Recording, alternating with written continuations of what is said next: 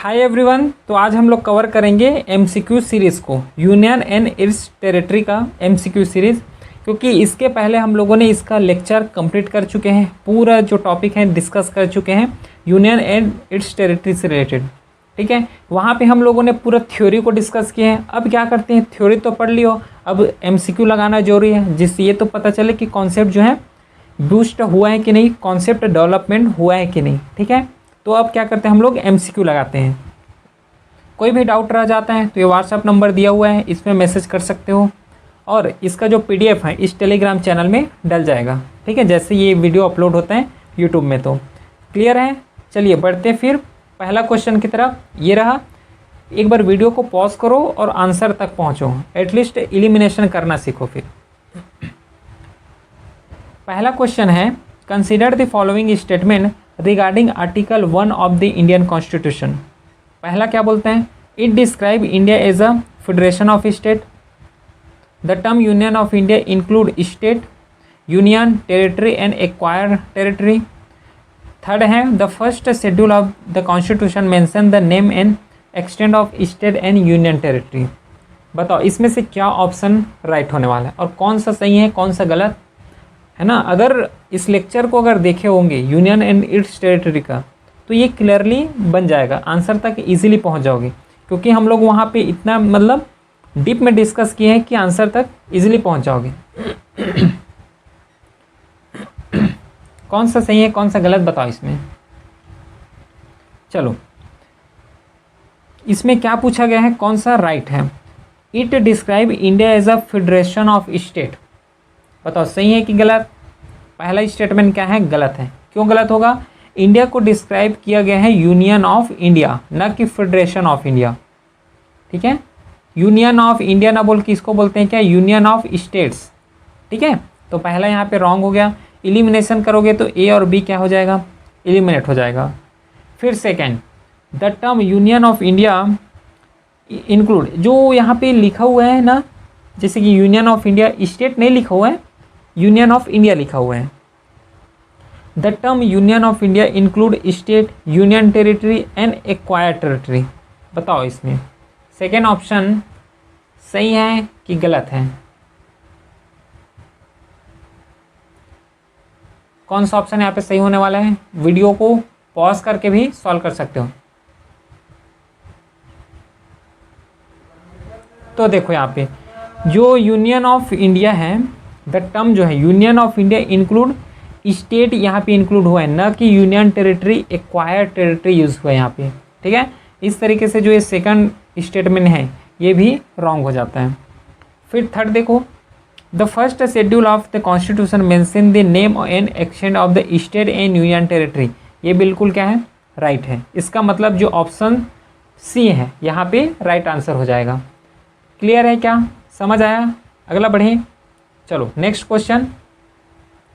Which of the following pair of acquired territory and their year of integration is correctly matched.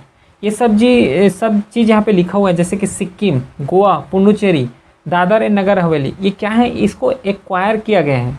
ठीक है, ध्यान देना इसको। चलो बताओ इसमें कौन से ईयर में एक्वायर किया गया है और कौन सा मैच कर रहे हैं, कौन सा मिस मैच है। बताओ इसमें से कौन सा ऑप्शन सही है कौन सा ऑप्शन रॉन्ग है। तो यहाँ पे जो पहला ऑप्शन है सिक्किम का 1975 का है, ये बिल्कुल सही है। और यहाँ पे जो सी ऑप्शन है पुडुचेरी 1962, ये दोनों क्या है, सही है। ए और सी यहाँ पे सही होने वाला है और बाकी गलत होगा। देखो, Sikkim became in India state in 1975, Puducherry was transfer from French control in 1954 but formally integration with India in 1962। Clear है पुडुचेरी का।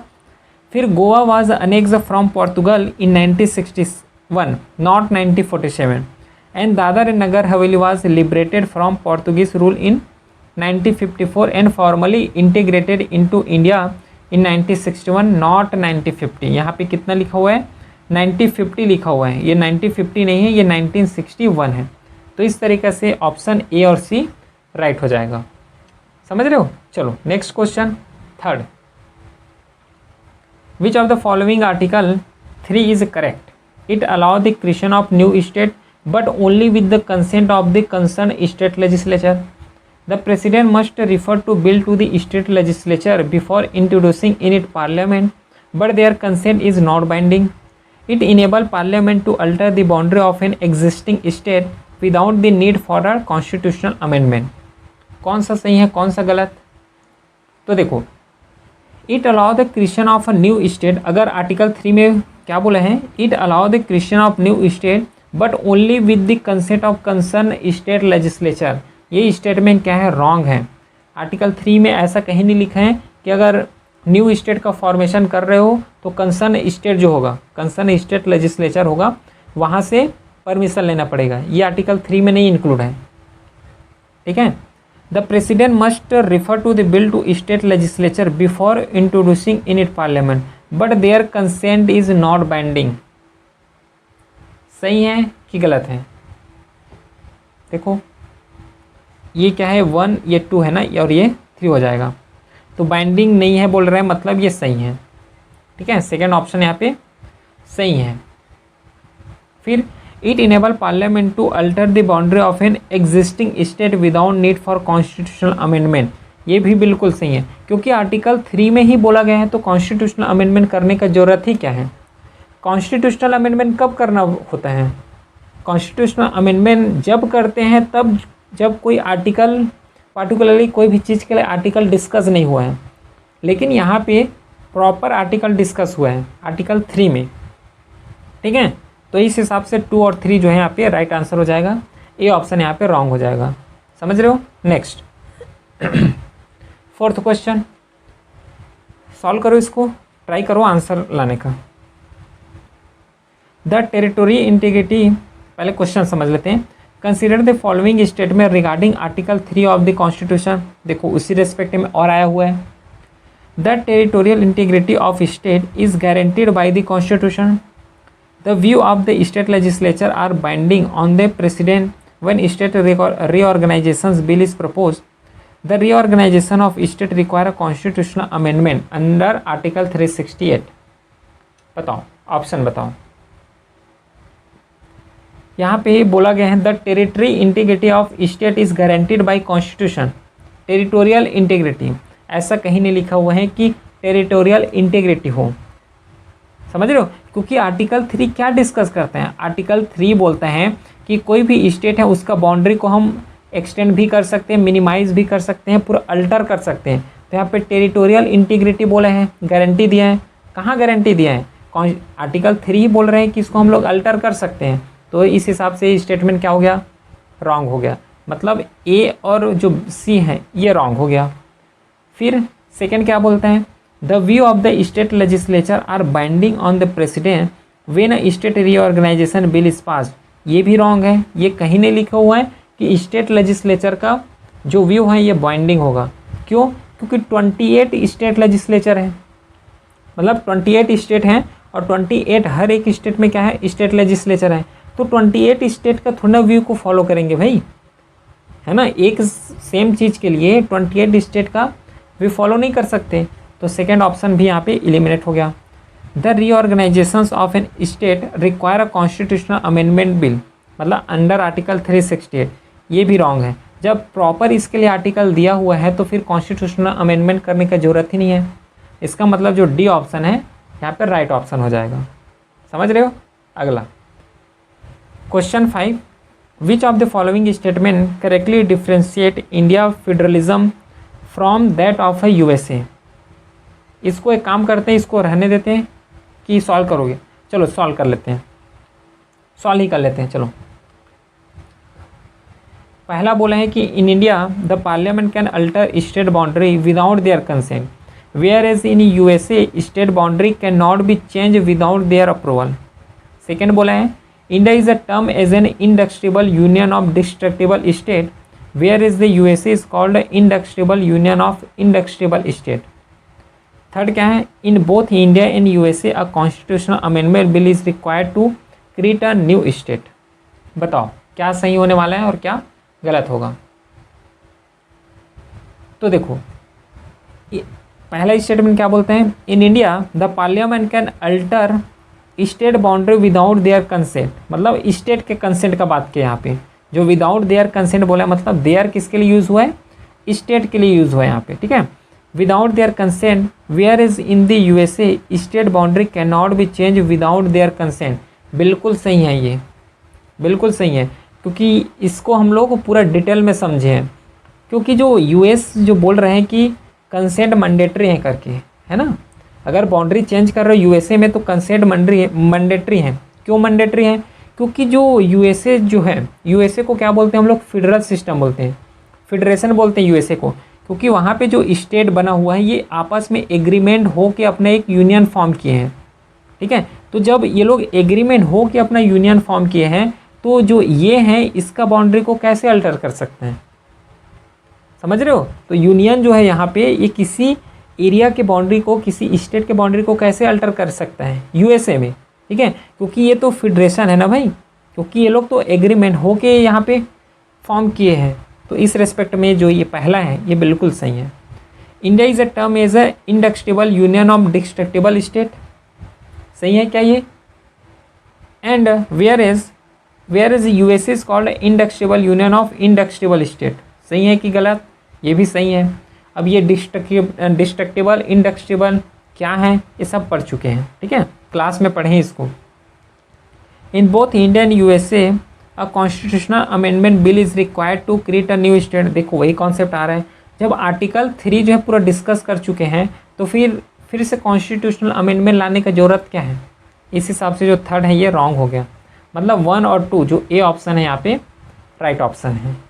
क्लियर, अगला बढ़े, नेक्स्ट देखो फिर 6, consider the following cases, the merger of Sikkim with India in 1975, the cession of Berubari union to Pakistan in 1960, the reorganisation of Andhra Pradesh to create a Telangana in 2014। बताओ option. तो the merger of Sikkim with India is 1975। 1975 को हुआ है क्या, बिल्कुल हुआ है। जब अमेंडमेंट पढ़ोगे, कौन सा अमेंडमेंट, 36 कॉन्स्टिट्यूशनल अमेंडमेंट जो है इसको पढ़ोगे, कब लाए गए थे, 1975 में लाए गए थे। तो 36 कॉन्स्टिट्यूशनल अमेंडमेंट में क्या किए गए हैं कि सिक्किम को इंडिया में मर्ज किए गए हैं, ठीक है। तो पहला स्टेटमेंट यहाँ पे राइट है। फिर जो बेरुबरी केस है 1960 का, इसमें क्या बोला है, the cession of Berubari union to Pakistan in 1960, ये भी बिल्कुल सही है। फिर the reorganisation of Andhra Pradesh to create a Telangana in 2014, ये क्या बोला गया है, which of the above require constitutional amendment. इसमें कॉन्स्टिट्यूशनल अमेंडमेंट किस में से रिक्वायर है ये बोला गया है। तो पहले में तो रिक्वायर होगा ही होगा कॉन्स्टिट्यूशनल अमेंडमेंट, सेकंड में भी रिक्वायर है, लेकिन थर्ड में रिक्वायर नहीं है। क्यों, क्योंकि ये एक्ट के तरीके से बनाए जाते हैं।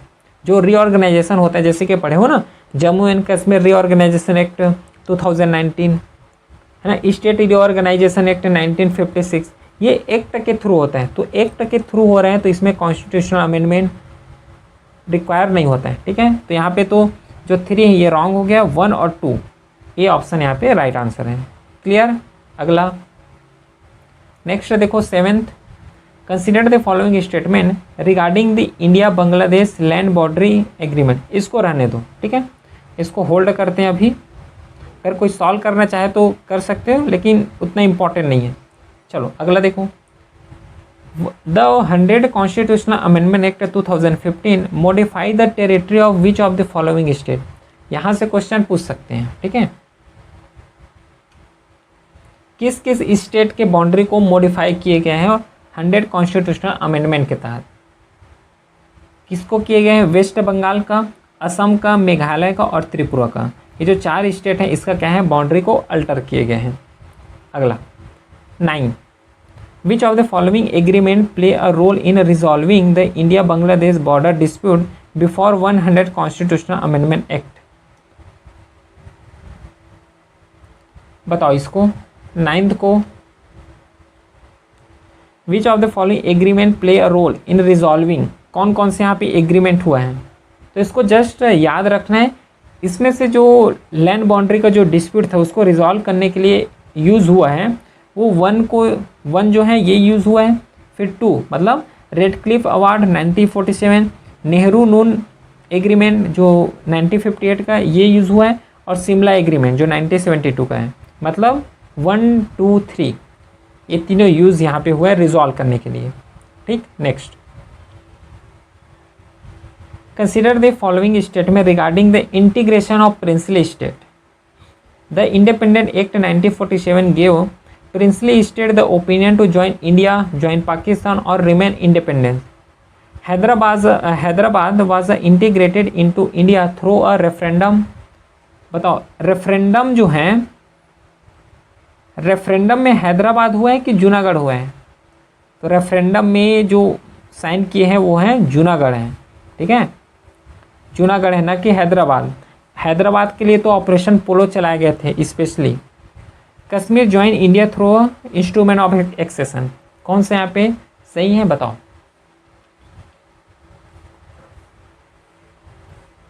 तो देखो द इंडिया इंडिपेंडेंस एक्ट 1947 है। जब क्या हुआ कि इंडिया आज़ाद हो गया, ब्रिटिश चले गए, तो ब्रिटिश जाने से पहले 3 ऑप्शन दे के गए थे लोगों को, या तो इंडिया के पास रह सकते हो, या तो फिर पाकिस्तान के साथ जा सकते हो, या फिर अपने खुद का कंट्री मतलब इंडिपेंडेंट रह सकते हो। तो 3 ऑप्शन दिए गए थे, पहला ऑप्शन क्या है? राइट है। फिर हैदराबाद जो है इसके लिए स्पेशली ऑपरेशन चलाए गए थे, ऑपरेशन पोलो करके। ठीक है, रेफरेंडम में जो हुआ था ये जूनागढ़ हुआ था, तो जो सेकंड है ये गलत है। कश्मीर ने ज्वाइन किया था इंडिया को इंस्ट्रूमेंट ऑफ एक्सेशन के थ्रू, मतलब ये भी सही है। तो 1 और 3 जो बी ऑप्शन है यहाँ पे राइट ऑप्शन में। ठीक है, कितना सही हुआ कितना गलत हुआ बताना कमेंट में। चलिए फिर मिलते हैं हम नेक्स्ट वीडियो के साथ, तब तक के लिए थैंक यू।